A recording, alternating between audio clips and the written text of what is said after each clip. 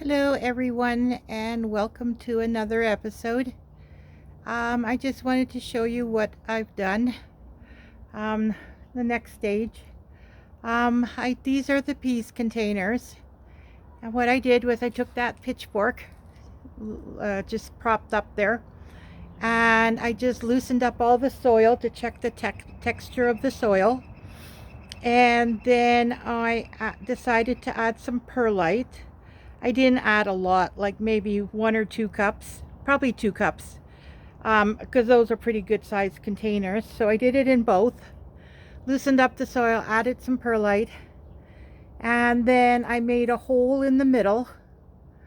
Just moved all the soil to the side. And then in that blue bucket there, I had collected table scraps since April 1st. So pretty much the whole month of April. So there wasn't much, but I did put all that in between the two totes in the middle. And then I covered it up and I added just a sprinkle of rock dust on top. And then I watered it all in. And then I planted my peas. I wanted you to see. Can you see those dots? Yeah, those are all the peas. It really doesn't matter how much you space them out or how close you make them. Can you see that one? They're all gonna probably sprout, and then it's gonna go up that trellis. And then I put the seeds. I did a whole package of seeds. Those are Mr. Big. And then over here I decided to try Little Marvel. So that's what's planted in that one, just so that we know it's been planted and that's what it is. After I do this recording, I'm just gonna water it all in and it's done. Some of them are to the first knuckle. Where are you? Like right here, the first knuckle on your finger, and some are just until the top of the nail. Like they're not all the same depth, but it really doesn't matter. As long as you're not putting them in like more than an inch in the ground, you're good. And so I'll just water it in and then we just wait.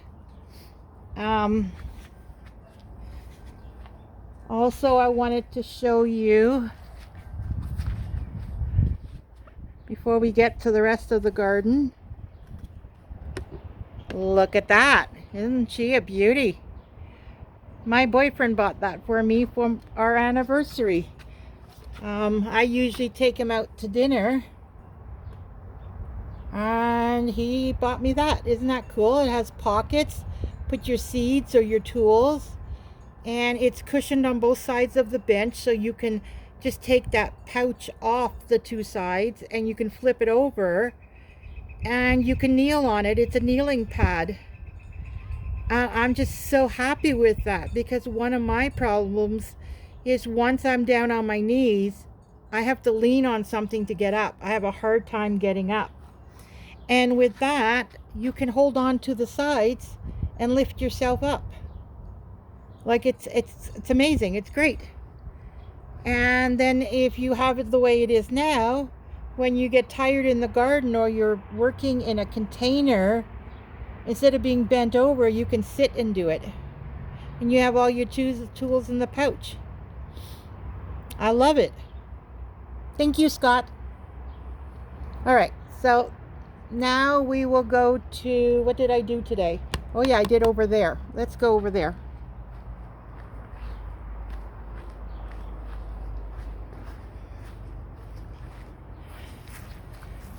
All right, you can see the sun is setting. So those containers are the ones I did today. That one, the chamomile from last year, is coming up. So I put the rest that I had in there, all the seeds. And then that one, I put the forget-me-nots. I had a whole pack. I put the whole pack in. On all of these, okay, so the long container, I put a lot of the dead branches that I cut back, a whole bunch in it.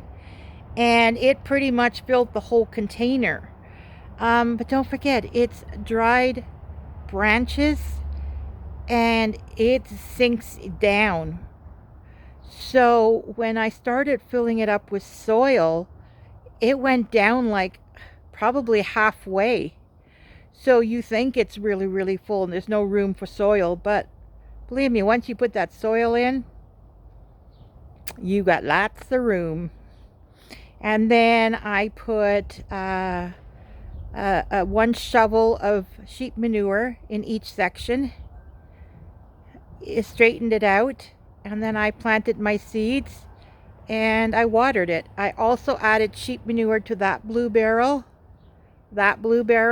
and the 3 brown ones, I guess, copper color, that are in front of it.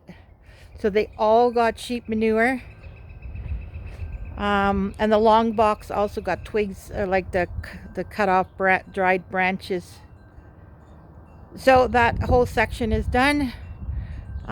So we got chamomile, forget-me-not, calendula, poppy, baby's breath, peppermint, mojito mint, and spearmint.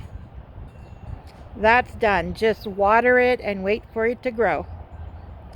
Then I decided to start over here. So that one has not been touched. I have no idea what's going there. This is the 4 o'clock flowers. You really got to be careful with them. Their seeds drop everywhere and you get it growing everywhere. So I will be putting trellis and a cage around the bottom part of it. It's still going to drop everywhere, but that's going to be the 4 o'clock, and they're so beautiful. And they only bloom when the sun goes down. They do not bloom during the day when the sun is out, which is so beautiful. And then that one I also have not touched. Don't know what I'm going to do with it.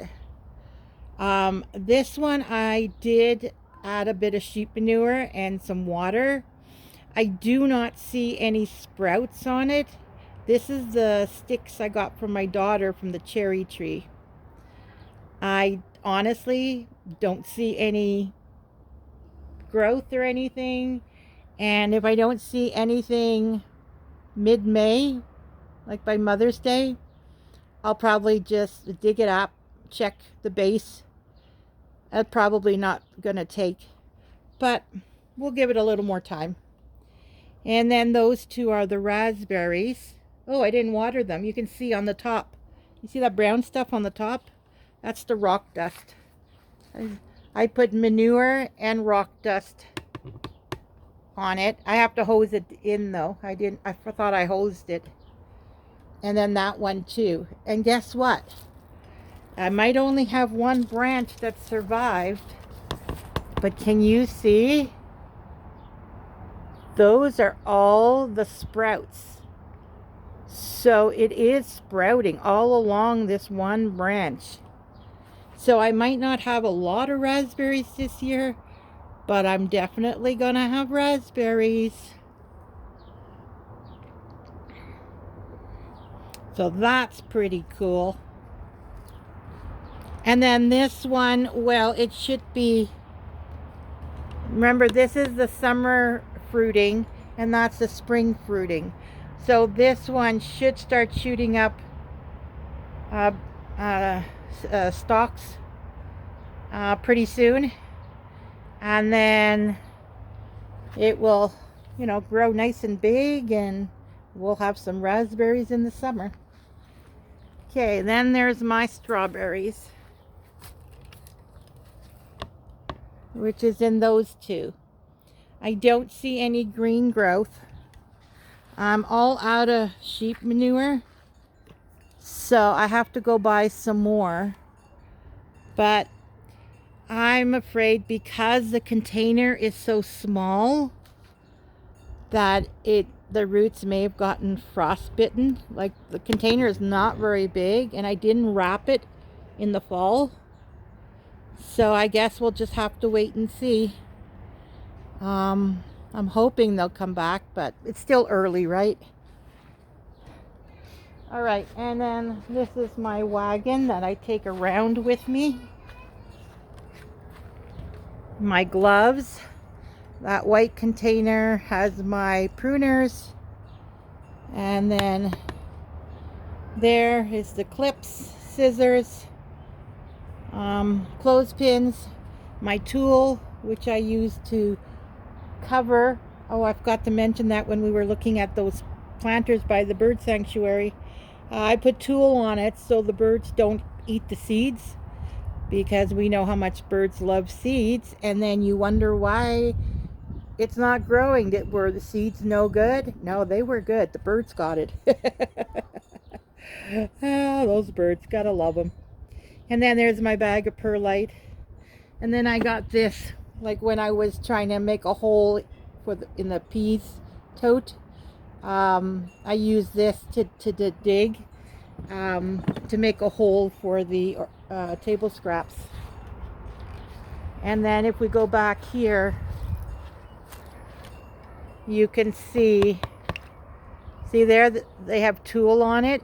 I only put tulle on the ones that contain seeds, and with the 4 o'clock I did not. I still have to put some tulle on that one.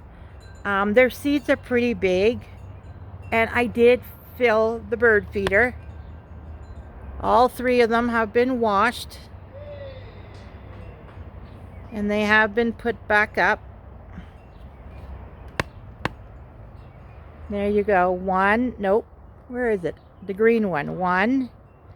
Then the brown one in the shade, and then the big brown one. The brown one in the shade, it's hard to tell because it's up against the tree. It's right there. So 3 bird feeders cleaned and up. And then I have this table here.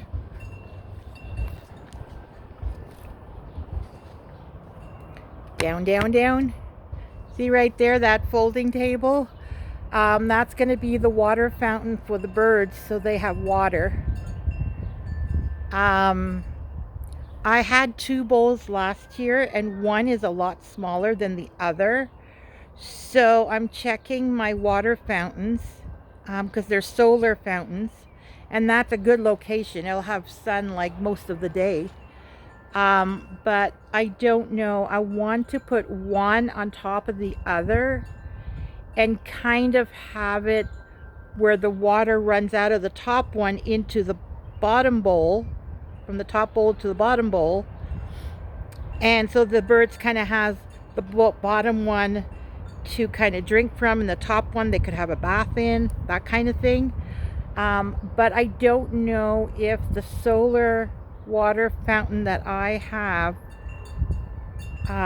the underside where the motor is, I don't know if it's long enough. I may have to try using a straw or something so that the motor is in the bottom bowl and there's a hole in the bottom of the top bowl so a straw can go through, so that I can still have the fountain. Anyways, I'll show you that on another video. I still have to figure that one out. But yeah, that's the table for that. And then, oh, I wanted to show you here the lilac. Guess what? I'm so excited. I did add some sheep manure to it, but I don't know, the sun's shining on it. Can you see? Oh, right there. Where's my finger? Hello, where's my finger? Oh, there we go. See right there?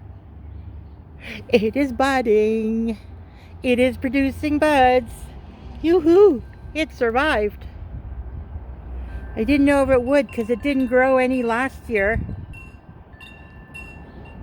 My daughter gave that to me, I think it was early last year. And then last year it had, I don't even know if it had any growth. If it did, it was very minimal. Or did she give it to me at the end of last year? I can't remember.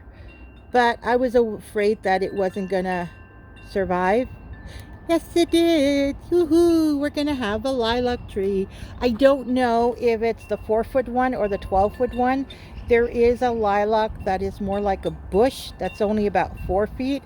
I had that in one of my previous places I lived at. We had a 4-foot one, and it was just like a hedge.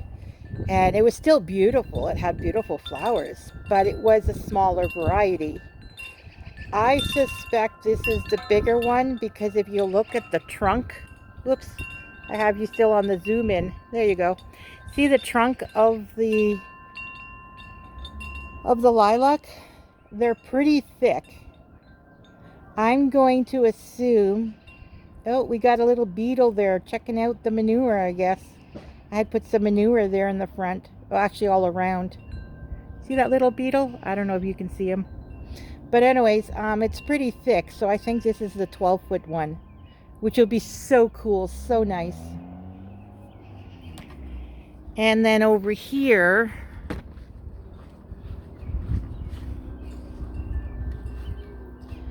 there is I don't know, the sun is facing west right now, so it's coming over the house and it's pretty intense.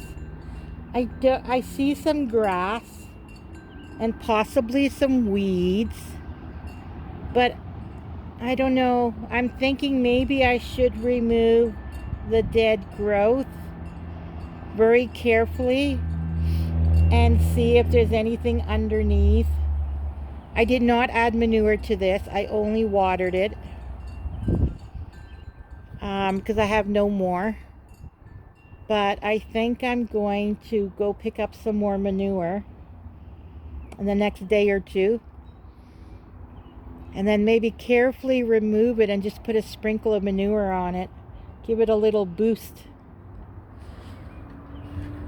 And the same over here. Sorry for the jittery movement. All I see is like over here, the grass and the weeds. I don't know if you can see them. There's a lot of grass and weeds.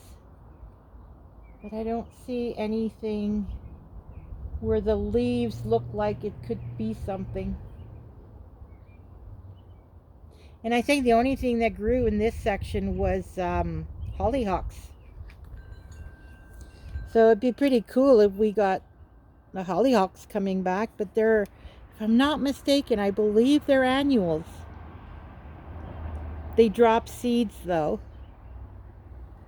But I don't know, it's a wait and see for that part. And then of course the garden. Still nothing. There. Why is this so tight? Oh, there we go. Yeah. Still nothing. I'll probably work on that tomorrow. There is that one platform because I took it away from the other side. And then the white containers are over there. So those still have to be figured out where I'm going to set them up. And in that bench that Scott bought me, I do have the seeds for the cold weather plants. It was minus temperatures until about, what, 2 weeks ago? A week ago? Oh, the other night, I think it was a day after my last recording, late at night, remember that day was really, really windy? I think it was the same day of that recording. It was really windy. Well, it ended up, we had a bunch of rain, and then it snowed again. And then like a day and a half later, we have like temperatures like 20 degrees. Like today I think it's 22 or 23. Like it's just crazy weather. So we do the best we can. According to everybody that I talk to, they say the May long weekend is safe. And if you look at Farmer's Almanac, they say middle of June. And look at this year. I remember Stampede having a snowstorm. Like, you never know the weather. So I'm like, okay, I'm just going to keep doing what I'm doing, and hopefully it's going to be extended our summer at the end and we'll get more produce. Like, what can you do, right? Anyways, there I go yapping again. All right, well, that's everything. I did water these guys 2 days ago, but there's no growth on them either. And yes, I could look it up so that I know which ones are going to come back and which ones are not.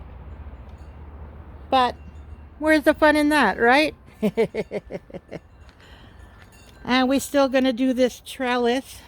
Scott said he'll help me. Oh, you're in the sun now. You might not be able to see it. There we go. So this trellis, we're going to attach to the 2 blue barrels and then have the beige one in the middle for the cucumbers. So Scott says we can do that. So I don't know, maybe tomorrow, day after tomorrow, we'll do that one. And that's about it. That's everything in the garden that I did today.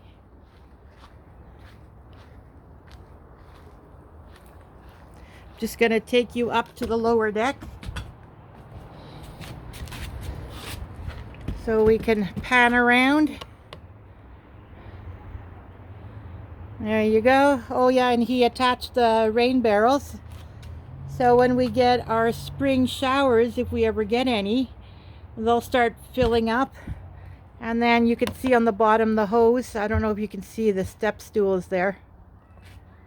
And then the raspberry. And we go all the way around. Bird sanctuary. I expect the birds to realize their seeds and start showing up. And then the garden. And then my peas. And I think that's everything. Alright, hope you enjoyed the video. And I'll talk to you in a day or two. Alright, take care. Bye for now.